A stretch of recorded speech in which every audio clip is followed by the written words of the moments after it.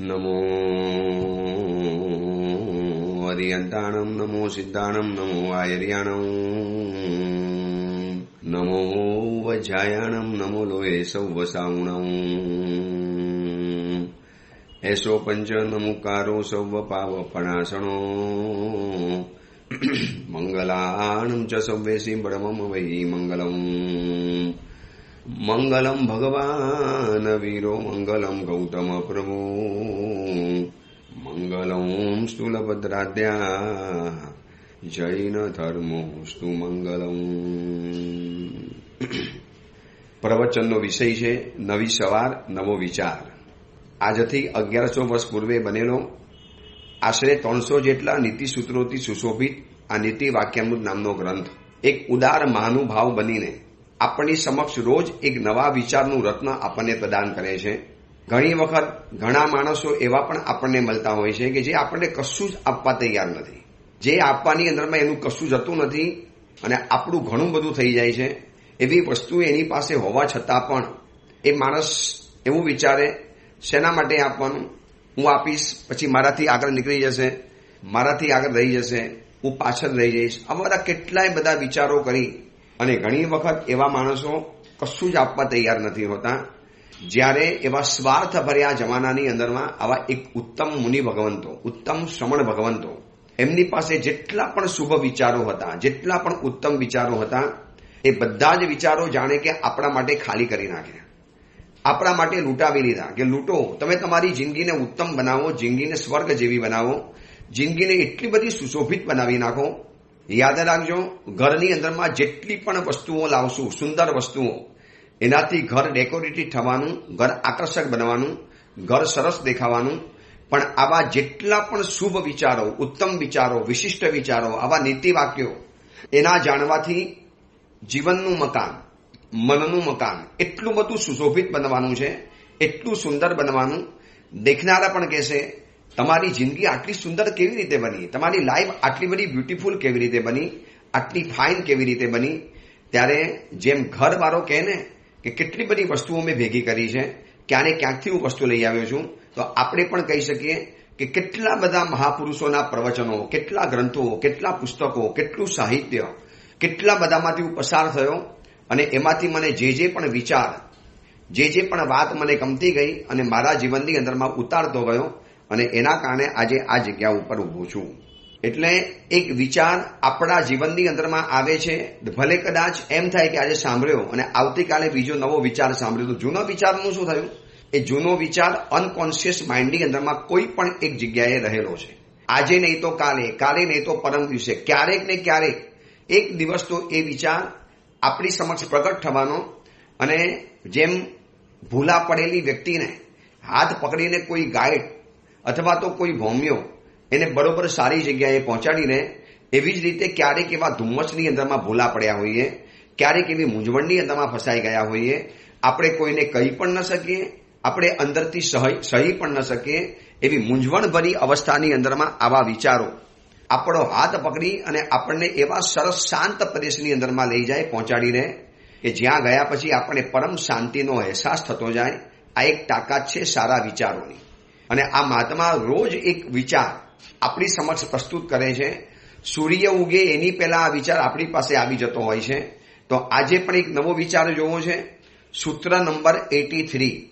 ગઈકાલે 82 નંબરનું સૂત્ર જોયું, આજે આપણે 83 નંબરનું સૂત્ર જોવું છે. એમાં વળી પાછા મહાત્મા આપણને એક સવાલ પૂછે છે. જાણે કે આપણી સામે ઊભા છે, આપણી સામે ઊભા રહી આપણને આંગળી ચીંધી અને બહુ પ્રેમાળ શબ્દની અંદરમાં પૂછે છે કે દોસ્ત, મારો એક સવાલનો જવાબ તારે આપવો પડશે.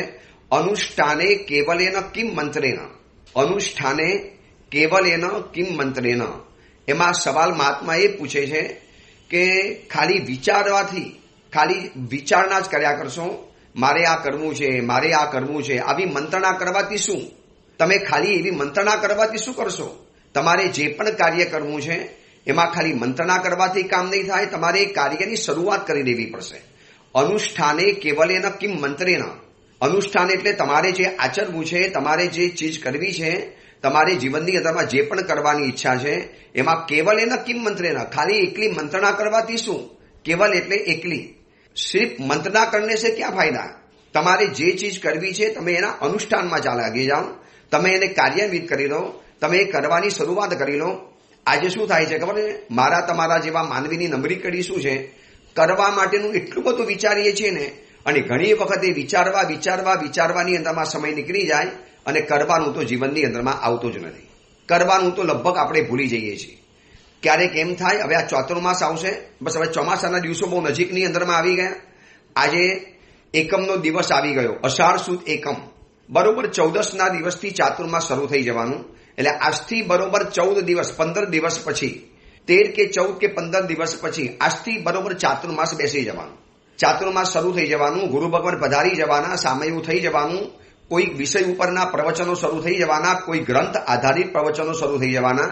આપણા પણ ગ્રંથ આધારિત જીવિચાર ગ્રંથ આધારિત પ્રવચનો શરૂ થઈ જવાના ઓડિયો પ્રવચનની અંદરમાં. તો એની અંદરમાં શું વિચારશે ખબર છે? આ વખતે તો ચોમાસા બસ અઠ્ઠાઈ કરવી જ છે, આ વખતે તો ચોમાસામાં રાત્રિ ભોજન કરવું જ નથી, આ વખતે તો પ્રવચનમાં રોજ જવું છે, બસ નક્કી કર્યું જવું જ છે. આ બધું ખાલી વિચારના સ્તર ઉપર હોય. ભલે વિચારે છે પણ સારું, ખરાબ નથી. વિચારે તો છે, કદાચ આજે વિચારે છે, આવતીકાલે કરી દેશે, પણ ક્યાં સુધી વિચારવામાં જિંદગી પસાર કરવાની? આ મહાત્મા અણિયારો સવાલ પૂછે છે, બહુ પ્રેમાર લિહાજામાં સવાલ પૂછે છે. એક આપણા કોઈ પોલીસ બનીને સવાલ નથી પૂછતા, આપણા એક પ્રેમાર પિતા, પ્રેમાર ગુરુ બનીને આપણને સવાલ પૂછે છે કે દોસ્ત, અનુષ્ઠાને કેવલે ન કિમ મંત્રેન, તું કાર્ય નથી કરવું અને ખાલી વિચારણા કરીશ તો તને ફાયદો કેવી રીતે થવાનો? કાર્યાન્વિત ન થતો માત્ર વિચાર, એ વિચાર શું કરવાનું? તું ખાલી વિચારીને અટકી જાય છે. એને કાર્યાન્વિત તો બનાવું, એને સક્રિય તો બનાવું, એને એક્શનમાં તો લાવું. મારે રાત્રિ ભોજન બસ છોડવું છે, આ છોડવાના વિચારોમાં 15 વર્ષ લોકોના નીકળી જાય છે. મારે પૂજા કરવા જવું છે, આ વિચારની અંદરમાં માણસના 20 વર્ષ નીકળી જાય છે. બસ મારે ઘરમાં હવે બહુ શાંતિથી રહેવું છે, કોઈની સાથે ઝઘડો નથી કરવો, કોઈની સાથે હવે વેરભાવ ઉભા કરવા નથી, બસ આવી રીતે મારે કરવું છે. વળી પાછું નિમિત્ત મળ્યું અને વળી પાછો ઝઘડો ઘરની અંદરમાં કરી નાખ્યો. તો દોસ્ત, એ વિચારને કાર્યાન્વિત તો બનાવો. મારી પાસે એવા કેટલાય પરિવારો આવે છે, કેટલાય પરિવારો સાહેબ ત્રાસી ગયા, કંટાળી ગયા, બસ હવે નક્કી કર્યું ઘરમાં બોલવું જ નથી. આમે કોઈ સાંભળતું નથી, બોલ્યા પછી અપ્રિય બની જઈએ છીએ, બોલીને અમારે અપમાન સહન કરવાનું. इस बार तो गुरुदेव नक्की कराए कि बोलना ही नहीं है. બહુ સરસ વિચાર છે તમારો, બસ શરૂઆત કરી લેજો. હા, બસ ગુરુદેવ કરના હી હે. હવે ખબર છે, દરેક વિચાર જ્યારે કરવાની વાત આવે ને એટલે શું થાય? બસ કરવો જ છે, કરવો જ છે, આજે જ કરવો છે, હમણાં જ કરવો છે, નાઉ એન્ડ હિયર, હમણાં જ અને અહીંયા. એ નથી આવતું, બસ કરવો છે ને, કરી લઈશું ને, શું ઉતાવળ છે, બસ કરવો જ છે, નક્કી જ છે. એટલે ગુજરાતી કવિએ કવિતા બનાવી છે, દરિયો તરી જવાનું રોજ હું વિચારું છું અને એ જ વિચારની અંદરમાં હું ડૂબી જઉં છું. કેટલી માર્મિક કવિતા, નાનકડી કવિતા બનાવી છે, પણ કેટલો મોટો કટાક્ષ છે. દરિયો તરી જવાનું હું રોજ વિચારું છું, રોજ વિચારું. બસ આ દરિયો તરવો છે, દરિયો સામે કિનારે પાર કરવો છે, આ દરિયાની અંદરમાં મારે મુસાફરી કરવી છે. દરિયો તરી જવાનું હું રોજ વિચારું છું અને એ જ વિચારમાં હું ડૂબી મરું છું. બસ એ વિચારમાં ડૂબી મર્યો, જિંદગી ખતમ થઈ ગઈ, પાણીમાં પગ પણ નથી મૂક્યો. દેરાસર જવું છે, પૂજા શરૂ કરવી છે, રાત્રિ ભોજન છોડવું છે, અપક્ષ ખાનપાન છોડવા છે, હવે હોટલોમાં નથી જવું, હવે પરિવારમાં કોઈની પણ સાથે ઝઘડા નથી કરવા. સ્ત્રી હશે, પત્ની હશે તો નક્કી કરશે કે પતિ સાથે પ્રેમથી રહેવું છે, પતિ હશે તો નક્કી કરશે કે બસ મારી પત્ની સાથે એકદમ પ્રેમથી વ્યવહાર કરવો છે. શું કામ આ બધા ઝઘડા કરવાના? આ બધું વિચારે છે તો કરો, પણ જ્યાં કોઈ વરી પાછું એવું નિમિત્ત મળ્યું, એટલે જૂનો નેચર, જૂનો સ્વભાવ, એ અવર અનાદિની ચાલ એવી હાવી થઈ જાય, વળી એ જ પાછો ગુસ્સો, એ જ ગાળાગાળી, એ જ અસભ્યતા, એ જ જંગલી વર્તન, અને એ જ ઘરમાં તોડફોડ, એ જ ઘરની અંદરમાં મારામારી, અને એ જ ઘરની અંદરમાં ઊંચા અવાજે બોલવાનું. પછી ઓલો ગઈકાલે કે ભાઈ તું તો કહેતો હતો મારે આવું કરવું છે, કરવું જ છે, બસ પણ શું કરવું યાર, સામેવાળા સમજતા નથી. સામેવાળા નથી સમજતા ને, આ એટલી મોટી મૂર્ખામી ભર્યો જવાબ છે. સામેવાળી વ્યક્તિ ઉપર જો તમે સુધારવાનું રાખશો તો તમે કેન્દ્રમાં સામેની વ્યક્તિ રાખી, એટલે સામેની વ્યક્તિ તમને સુધારી પણ શકશે, સામેની વ્યક્તિ તમને બગાડી પણ શકશે. મારે સામેની વ્યક્તિ ઉપર નિર્ભર નથી રહેવું, મારે નિર્ભર રહેવું છે મારી ઉપર. હું મારી ઉપર નિર્ભર રહી નક્કી કરી છે મારે શાંત રહેવું છે કે નથી રહેવું. હવે તમે કહો સામેવાળી વ્યક્તિ છે ને શું કરું યાર, એ આવું બોલી ગયો, મારાથી થઈ ગયું. યાર સમજતા નથી સામેવાળો માણસ. પણ સામેવાળા માણસ ઉપર તમે કેમ આટલા બધા ડિપેન્ડન્ટ બની જાઓ છો? આટલા ડિપેન્ડ ન બની શકાય. મારા માટે મારી રીતે શાંત રહેવું છે, મારી રીતે આગળ વધવું છે. શું કામ મારે બીજા ઉપર ડિપેન્ડ રહેવાનું? શું કામ મારે બીજા ઉપર આટલા બધા આધારિત બની જવાનું? મારે સુધરવું છે તો હું નક્કી કરીશ, સામેવાળી વ્યક્તિ નક્કી કરશે. મતલબ આખું તમારું રિમોટ, આપણું આખું રિમોટ સામેની વાળી વ્યક્તિના હાથમાં ચાલી ગયું. જેમ રિમોટ હાથમાં હોય અને જેમ ટીવીની અંદરમાં ઓલી સિરિયલો બદલે ને ચેનલો બદલી નાખે, એમ કેટલાક માણસોને આપણે આપણા જીવનનું રિમોટ આપી દીધું. એ ચાહે તારે આપણને હસાવી શકે, ચાહે તારે રડાવી શકે, ચાહે તારે ગુસ્સો કરાવી શકે, ચાહે તારે બીજું બધું જ કરાવી શકે. રિમોટ એના હાથમાં સોંપી દીધું. શું કરું યાર? સામેવાળો વ્યક્તિ સમજતો જ નથી. મેં કેટલું કીધું કે મને શાંતિથી જીવવા દે ને. સામેવાળી વ્યક્તિ કેમ તમને જીવવા દેશે? મારે જીવવું છે. સામેવાળો કાંઈ પણ કરે, મારે શાંતિથી રહેવું છે. સામેવાળી વ્યક્તિ કશું જ કરે, એ ભલે ગમે તે બોલે, મારે સારી રીતે રહેવું છે, મારે શાંતિથી રહેવું છે. મારી જિંદગી છે તો નક્કી હું કરું કે મારે કેવી રીતે જીવવાનું. એ વ્યક્તિ નક્કી કરી જશે કે મારે કેવી રીતે જીવવાનું. એટલે આ મહાત્મા કેટલો બધો પ્રેમાર લિહાજામાં એક અણિયારો અને જાણે કે સણસણતો સવાલ પૂછે છે કે દોસ્ત, અનુષ્ઠાને કેવલેન કિમ મંત્રેન, તારે જે અનુષ્ઠાન કરવું છે એવા અનુષ્ઠાનની અંદરમાં, એવા આચરણની અંદરમાં તું જે પણ કરવા ધારે છે એમાં ખાલી વિચાર કરવાથી શું થશે? મંત્રેન એટલે વિચાર, કેવલેન એટલે ખાલી, સિર્ફ ઓનલી વિચાર કરને से कुछ भी नहीं होगा. કાર્યાન્વિત બનવું પડશે. અને આચારનો વિષય ન બનતો એવો વિચાર ગમે એટલો સારો હોય તો પણ નપુંસક છે. ફરી વખત, આચારનો વિષય ન બની શકતો એવો ગમે એટલો સારો વિચાર, મારો ગમે એટલો સારો વિચાર હોય, હું એટલા શુભ વિચારો કરું, પણ જે વિચાર મારા આચારની અંદરમાં નથી જવાનો, જે વિચાર મારા આચારનો વિષય નથી જ બનવાનો, એવો મારો ગમે એટલો વિચાર ગમે એટલો સારો હોય, પણ ધીસ ઇઝ નપુંસક. ભાઈ એ નકામો છે, કોઈ કામનો જ નથી. શું કામ લાગશે મને? વિચારીને મને શું કામ લાગવાનું? મારે ક્ષમા રાખવી છે. આ વિચારની અંદરમાં જિંદગી ખતમ થઈ ગઈ. પથારી પાથરવામાં રાત વહી ગઈ, સુવાનું રહી ગયું અને સવાર પડી ગઈ. બસ આવું જ છે. જિંદગીની ગાડીમાં પણ આવું જ છે. ધક્કા મૂકી કરીને અંદરમાં ચડ્યા, સામાન મૂકવાની ગડમથલમાં રહ્યા અને એમાં સ્ટેશન તો આવી ગયું. મોતનું સ્ટેશન આવી જવાનું, મોતનો બોલાવો આવી જવાનો. અને ત્યારે થશે કેટલું બધું કરવાનું બાકી રહી ગયું. મેં તો હજી વિચાર્યું હતું કે મારે તો પૂજા કરવી છે, મારે તો બસ આ વખતે અઠ્ઠાઈ કરવી છે. હવે આ વખતે તો પ્રવચન સાંભળવું જ છે. અત્યારે સુરતની અંદરમાં છું, અલગ વેસુના સંઘોની અંદરમાં ફરું છું, બધે પ્રવચનો કરું છું. પ્રવચન સાંભળ્યા પછી બધા કે સાહેબ બસ વિચાર છે કે આ વખતે તો વ્યાખ્યાનમાં તમારે ત્યાં આવવું જ છે. આ વખતે તો નક્કી જ કર્યું છે, બસ આપના વ્યાખ્યાન સાંભળવા છે. આપ ચોમાસાની અંદરમાં કર્મકુલ ગ્રંથ ઉપર પ્રવચન કરવાના છો, એ તો અમારે સાંભળવું જ છે. કર્મની થિયરી, કર્મની વાતો, કર્મના સિદ્ધાંતો, કર્મની તાકાત, કર્મનું સ્વરૂપ, કર્મનો મહિમા, કર્મ શું કરી શકે છે, શું ઉથલ પાથલ કરી શકે, આ બધું જ અમારે સાંભળવું છે. બસ આ વખતે તો વિચાર છે. હું એને કહું ભાઈ વિચાર કર્યા કરો, તમે આચારમાં નહીં આવી શકો.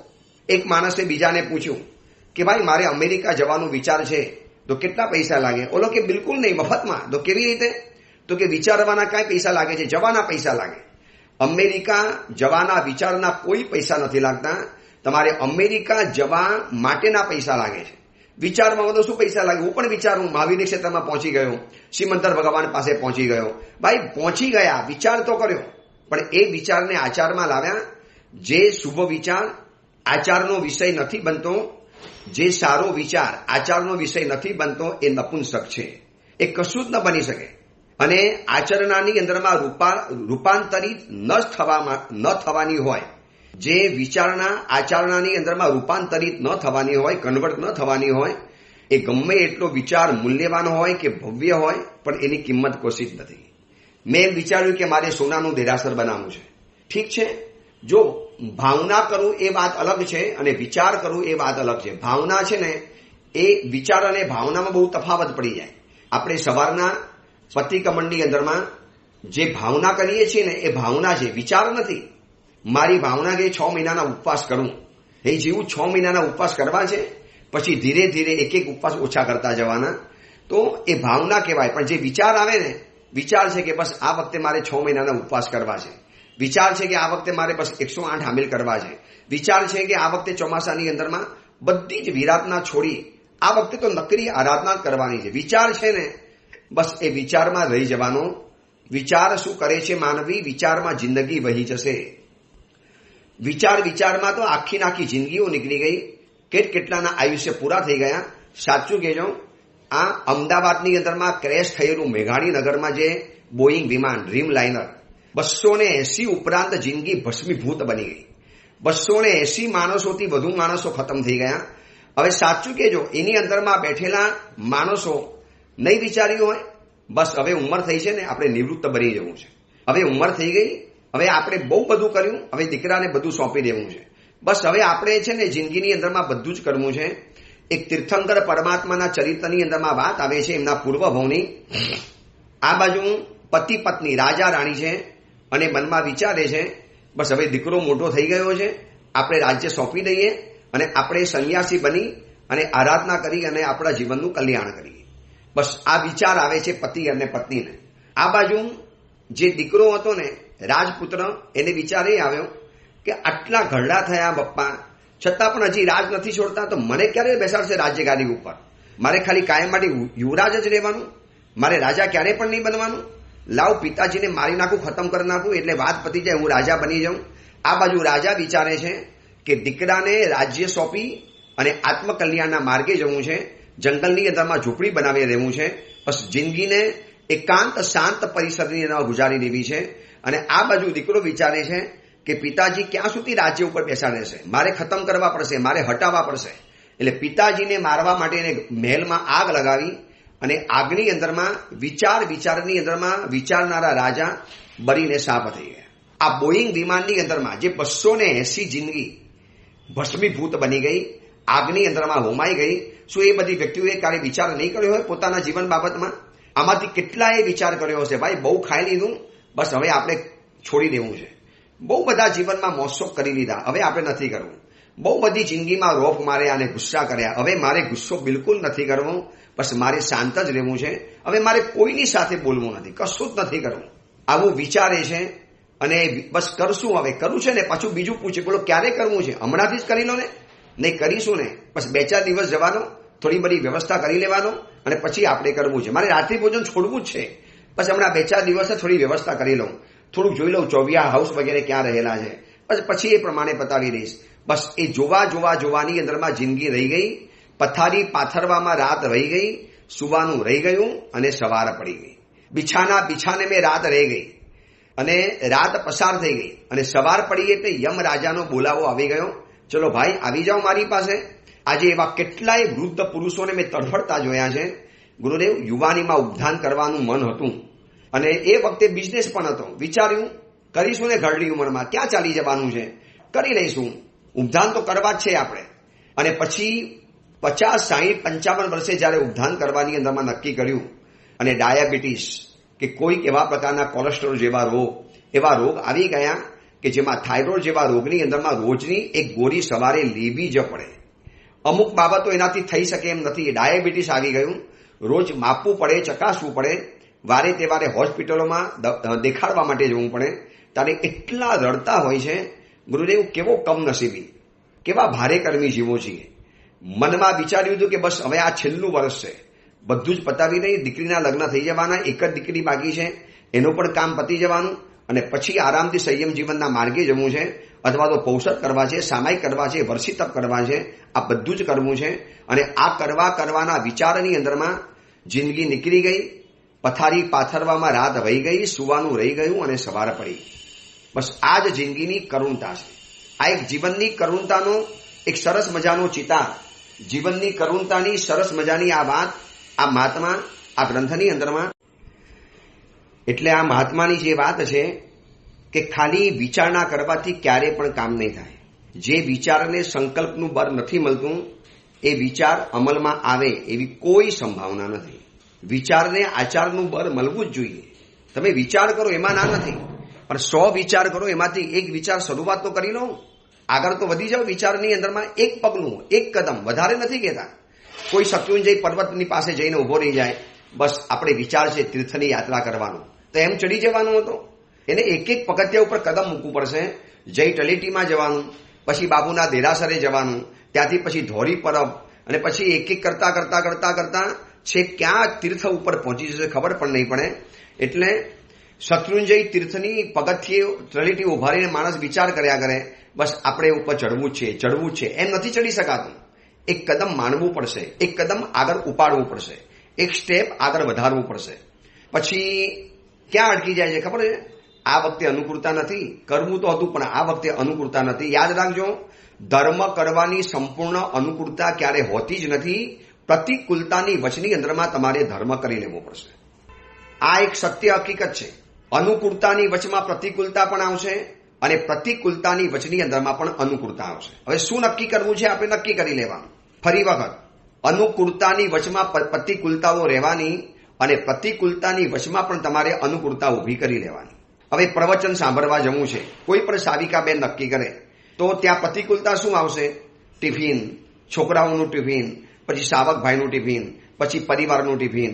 9 થી 10 તો પ્રવચન હોય અથવા તો 9:30 થી 10:30 પ્રવચન હોય. હવે વહેલું પ્રવચન રાખીએ તો કે છોકરાઓને સ્કૂલે જવાનું, એને મોકલવા જવાના, એવી બધી પ્રતિકૂળતા તો આવી જવાની. તો પ્રતિકૂળતાની વચની અંદરમાં અનુકૂળતાને ઊભી કરી અને આગળ વધવું પડશે.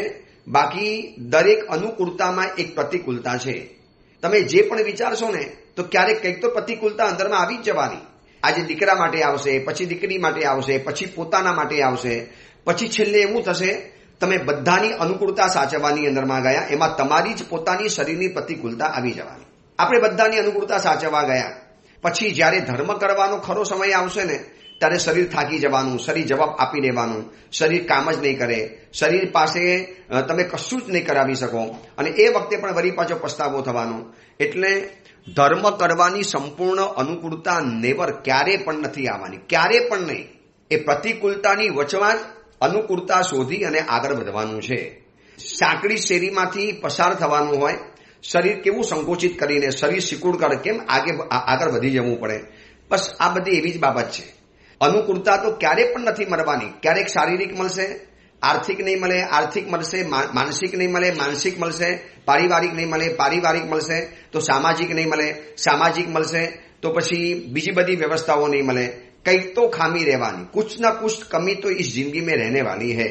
સંપૂર્ણ 100% અનુકૂળતા હોય અને તમે ધર્મ કરવા કરો, આવી રાહ જોશો તો એક ભાવ નહીં 1 લાખ ભાવ પણ તમે જોશો ને અનુકૂળતા નહીં મળે. દર વખતે કંઈ ને કંઈ મુશ્કેલી રહેવાની. મેઘકુમારે પણ જો વિચાર્યું હોત કે દીક્ષા લેવી છે તો એમની પાસે બાનું હતું, યાર 8 પત્નીઓ સાથે લગ્ન કર્યા છે, પત્નીઓ બચારી શું કરશે? પછી પિતાજી પણ નારાજ થાય, શું કરશે? ભાઈ ધર્મ કરવો છે ને પછી બહુ વિચારમાં નહીં રહેવાનું, આચારમાં મૂકી દેવાનું, એક્શનમાં આવી જવાનું, સક્રિય બની જવાનું. એટલે 3 ચીજ આવે છે: ઈચ્છા, સંકલ્પ અને નિર્ણય. આ 3 શબ્દ સમજવા જેવા છે. ઈચ્છામાં શું હોય છે ખબર છે? થશે તો કરીશ, આ ઈચ્છા. બસ ખાલી ઈચ્છા જ કરે, વિચાર ના કરે. અઠ્ઠાઈ કરવી છે, પ્રવચનમાં જવું છે, માસક્ષમણ કરવું છે, શરીફપાલી સંઘમાં જવું છે, ઉદ્ધાન કરવા છે, દીક્ષા લેવી છે.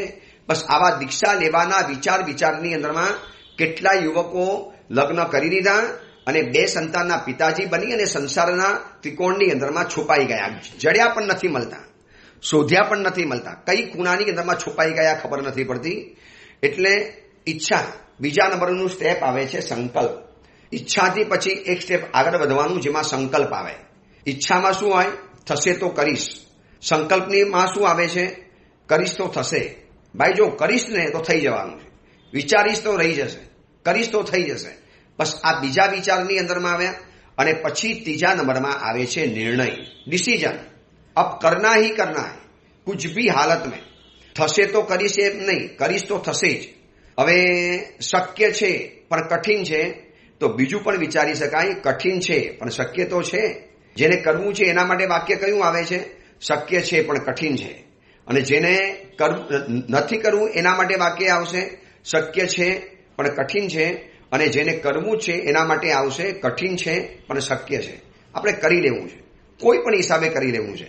આજે કેટલાય વયોવૃદ્ધ મહાત્માઓ સંયમ જીવન પારે છે, ઉત્તમ આરાધના કરે છે, સરસ મજાની સંયમ જીવનની ચર્યાઓને પારે છે. એ મહાત્માઓને જરા પૂછજો કે સાહેબ આ ઉંમરે દીક્ષા લીધી ત્યારે મહાત્મા કહેતા હતા કેટલાય વખતથી વિચારતો હતો પણ એક વખત સાહસ કર્યું, નક્કી કર્યું અને ઘરમાંથી નીકળી ગયો અને સંયમ જીવન લઈ લીધું. ઘણા તો એમ કે છે ગુરુદેવ જો મને છે ને પૂછશો ને તો હું ક્યારેય પણ નહીં કરી શકું, આપ મને છે ને કરાવી જ દો, મને પચકાણ અપાવી જ દો, મારા નામે કંઈક ચડાવો બોલી દો, હું વિચારમાં રહીશ તો સાહેબ નહીં કરી શકું. આવા તો મેં કેટલા બધા વિચાર કર્યા. વિચારમાં તો મેં 100 મેરુ પર્વત બનાવી દીધા.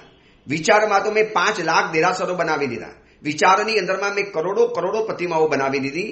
સંપ્રતિ રાજાએ તો ખાલી 1.25 કરોડ જીન પ્રતિમાઓ બનાવી અને 1.25 લાખ જીનાલય બનાવ્યા. ગુરુદેવ, મેં તો વિચારની અંદરમાં 1.25 નહીં, કરોડો નહીં, અબજોના અબજો અસંખ્ય જીનાલયો બનાવી દીધા ખાલી વિચારવામાં. પણ કરવાની વાત આવી તારે ફસકી પડે. હમણાં નહીં થાય, પછી કરીશું, હમણાં શક્ય નથી, હમણાં અનુકૂળતા નથી, હમણાં ખર્ચો બહુ થઈ ગયો, હમણાં માથા ઉપર બહુ દેવું છે, હજી જૂના પૈસા ભરવાના બાકી છે, તો નવો ચડાવો કેવી રીતે બોલું? આવા કેટલી જાતના વિચારો ચાલે છે. આખું ઘર લોન ઉપર ચાલે છે. લોન ઉપર ઘર લઈ લીધું અને પછી હપ્તા ચૂકવતા જો ચાલી શકતું હોય તો પછી કેમ આટલો બધો વિચાર કરવાનો ધર્મના ક્ષેત્રની અંદરમાં? જે ધર્મ જ બચાવવાનો, ધર્મ રક્ષા કરવાનો, ધર્મ સુરક્ષા કરવાનો, ધર્મ સહાય કરવાનો છે. અને એ જ્યારે કરવાની વાત આવે ત્યારે વિચારીશું, જોઈશું. હું ઘણાને પૂછું ને અત્યારે ચોમાસાના પ્રવેશ પહેલા, કેમ આ વખતે પ્રવચન સાંભળશો ને? સાહેબ જોઈશું, વિચારીશું. વિચાર તો છે, બસ વિચાર તો છે ને. આ શબ્દ બહુ ઢીલો ઘેંસ શબ્દ છે. વિચાર તો હે. હવે ક્યાં વિચાર તો હે? સોચા તો હે. એવું નહીં થાય, તમે ક્યારે પણ નહીં કરી શકો. સોચા હે એમ નહીં, ઈચ્છા નહીં, સંકલ્પ નહીં, પણ નિર્ણય, નિર્ધાર. કરના હી કરના હે, કરવું જ છે. જો અનાથી મુનિએ નિર્ધાર કર્યો, રોગ જાય જો આજની રાત, તો સંયમ લેવું પ્રભાત. આ એક નિર્ધાર કર્યો અને રોગ ચાલી ગયા. ખાલી વિચાર્યું હતું. જો વિચાર છે રોગો ચાલી જાય તો આપણે દીક્ષા લેવાનો વિચાર છે. એ વિચારમાં તમે રહી જવાના. આવા કેટલાય વૃદ્ધો, કેટલા યુવાનો, કેટલા બાળકો, કેટલી દીકરીઓ, કેટલી સાવિકાઓ, આવા બધા વિચારની અંદરમાં તો કેટલા મોંઘા અવસર. આજે હું ઘણી જગ્યાએ વર્ષી તપ કરાવું છું ને, અને પછી 2 વર્ષ પછી જાઉં ત્યારે કે સાહેબ એટલો બધો અફસોસ થાય છે કે આપે જ્યારે કરાયો ત્યારે કરી દીધો સાહેબ, થઈ ગયો હોત. અત્યારે તો ઓર વધારે મુશ્કેલીમાં ફસાઈ ગયા. હવે ત્યારે મેં કીધું ત્યારે શું કહેતો હતો? સાહેબ કરવો છે ને, પણ વિચાર છે, પણ સાહેબ હમણાં નહીં ફાવે, હમણાં આપણી જવાબદારી બહુ છે. હવે એ જ માણસ કે છે સાહેબ કર્યો હોત તો થઈ જાય, બસ મેં ન કર્યું, મારી મૂર્ખામી થઈ ગઈ, હવે ક્યારે થશે મને ખબર નથી. આવા તો કેટલાય લોકોના મોઢે આ વાત સાંભળી છે, એની વ્યથા સાંભળી છે. હકીકતની અંદરમાં એ વ્યથિત છે કે ગુરુદેવ શું કરું? બસ વિચારની અંદરમાં મન રહી જાય છે. તો આ શ્લોક, આ ગ્રંથકાર મહાત્મા આપણને એક જ નાનકડા સૂત્રમાં કહે છે, અનુષ્ઠાને કેવલેન કિમ મંત્રેન.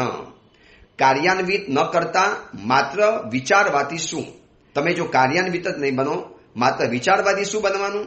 વિચારમાં તો એમ માને હિમાલય ચડી જવો છે, એવરેસ્ટ ઉપર જવું છે, અને વળી પાછું પોતાની પથારીમાં પડેલો હોય. એટલે પથારીમાં સૂતા હિમાલયના એવરેસ્ટ ચડવાના વિચારો કરે. કેટલી મૂર્ખામી કહેવાય. ઘરની બહાર નીકળ્યા, એક ઉમરો ક્રોસ કર્યો, ગામની ગલી વટાવી, નગરની બહાર નીકળ્યા, કોઈ બીજા નગરની અંદરમાં ગયા, એ જવું નથી. અને ઘરે બેઠા બસ વિચારણા કરવી છે, અહીંયા જવું છે, આમ કરવું છે, ઓલા મહાત્માને વંદન કરવા જવું છે. મને ઘણા લોકો આવે, સાહેબ વંદન કરવા આવું તું ને, બસ બહુ દિવસો હોય. હું કેમ ના આવે? આવી જવું જોઈએ ને, તમે આવું તો બસ સાહેબ રોજ વિચારું, પછી સાહેબ રહી જતું હતું. બસ આ વિચાર છે ને એ સક્રિય નહીં બને. એટલે ફરી વખત જે વિચારને સંકલ્પનું બળ નથી મળતું, એ વિચાર અમલમાં આવે એવી સંભાવના બહુ ઓછી છે. કરોડપતિ બનવું છે તો બજારમાં જવું જ પડે. સ્કૂલમાં પાસ થવું છે તો અભ્યાસ કરવો જ પડે. ખેતરમાંથી પાક લેવો છે તો તમારે એનામાં બિયારણ નાખવું જ પડે. આ બધું જેમ કરવું પડે એમ છે, એમ એવી રીતે જે વ્યક્તિને કાર્ય કરવું જ છે એને સક્રિય બનવું જ પડશે.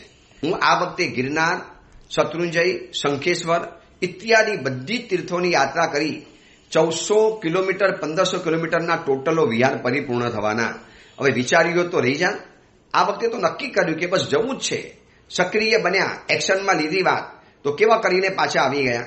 કેવા હેમખેમ પરમાત્માની કૃપાથી વિહારો પતી ગયા. બસ આ જ વાત છે કે અનુષ્ઠાનની અંદરમાં કેવલ મંત્રણાથી નહીં ચાલે, કેવલ વિચારણાથી નહીં ચાલે. એમાં તમારે ઝૂકી જવું પડશે, કરી જ લેવું પડશે. એટલે જેને જે પણ આરાધના કરવી છે આ ચોમાસાની અંદરમાં, સિદ્ધિ તપ, શ્રેણી તપ, પ્રવચનોનું શ્રવણ, ઇવન રાત્રિ ભોજનનો ત્યાગ, ઇવન રોજ ગુરુવંદન, રોજ પરમાત્માની પૂજા, રોજ અભક્ષને ખાવું છોડવું, આવા બધા જે પણ વિચારણા છે એને અમલી બનાવી દો, એને સક્રિય બનાવી દો. એકવાર એને પાટા ઉપર ચડાવી દો, એને તમે શરૂઆત કરાવી દો, સ્ટાર્ટઅપ કરી દો, એક ગતિ આપી દો. પછી જો આગળ કામ થઈ જ જાય છે, એ અંગેની બીજી વિશેષ વાત આપણે આવતીકાલે કરીશું. એ જ મંગલ કામના, મંગલ ભાવના. જેના વિરુદ્ધ કાંઈ પણ બોલાયું હોય તો મિચ્છામી દુક્કડમ.